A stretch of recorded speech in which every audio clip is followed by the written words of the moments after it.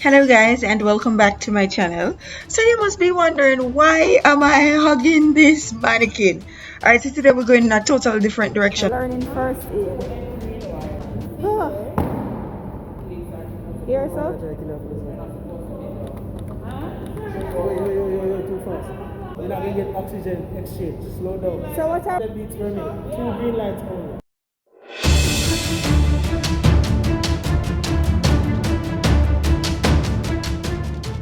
People, this is so hard. So what you're seeing here is actually a part of my first aid training where I am attempting to perform CPR. So the aim of first aid is, and we call them the 3 Ps, to preserve life, to prevent worsening, and to promote recovery. So first aid is really the first help that you can give someone who is suddenly ill or injured. It does not replace proper professional medical care, but first aid, when administered quickly and skillfully, can mean the difference between a short or long recovery, temporary or permanent disabilities, or life and death. When performing first aid, there are the 3 Cs that need to be considered. 1. Check. 2. Call. And 3. Care. Check. Before assisting the victim, you must assess the area for potential hazards. You must make sure that you will not be putting yourself in any danger. 2. Call for help. To get prompt medical care is essential. Take command of the situation. And 3. Care. Reassure casualty and address the priorities. Protect him or her from heat, cold, or other dangers. Control bleeding if present, and get qualified aid.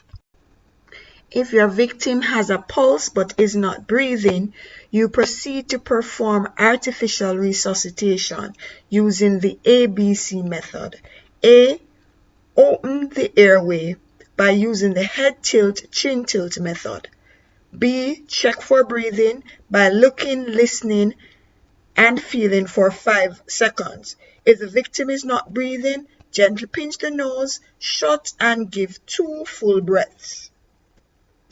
Then, after giving the 2 full breaths, you check for circulation and you repeat 1 breath every 5 seconds for adults. If the victim has no pulse and is not breathing, then you proceed to perform CPR.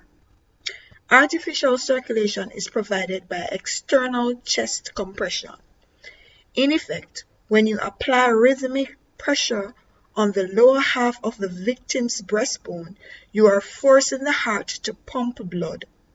To perform external chest compressions, kneel at the victim's side near the chest. Place the heel of your hand in the middle of the breastbone and the middle of the nipple line. Place your other hand on top of the hand in position. Be sure to keep your fingers up off the chest wall. Bring your shoulders directly under the victim's sternum as you compress downwards, keeping your arms straight and elbows locked. Push down 2 inches for an adult victim. Then relax pressure on the sternum, but allow the chest to return to its normal position between compressions. Relaxation and compressions should be of equal duration.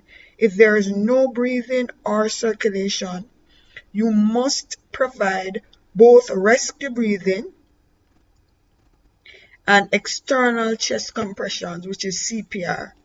The proper ratio is 30 compressions to 2 breaths. You must provide at least 100 compressions per minute. The resuscitation something not easy at all. Rough, bad. And right now, all of my 2 hands are in me, and the mannequin still not resuscitate properly. Performing CPR on a child and on an infant is a bit different from performing CPR on an adult. For a child, you use one hand instead of two hands for compression, while the other hand remains on the forehead. Compression should be 1.5 inches in depth, whereas for an adult it is 2 inches in depth. Do 5 cycles of 2 breaths to 30 compressions. That is similar to what you do for an adult. End of 5 sets of compressions and 2 rescue breaths, you check for a pulse and breathing. For the infant, use 2 fingers and 1 hand on the forehead. Compression should be 1 inch deep. Do 5 cycles of 2 puffs to 30 compressions. 2 puffs and not 2 full breaths. An infant is considered a child that is 0 to 1 year old. For an infant or a child who is not breathing but has a pulse, you perform artificial resuscitation.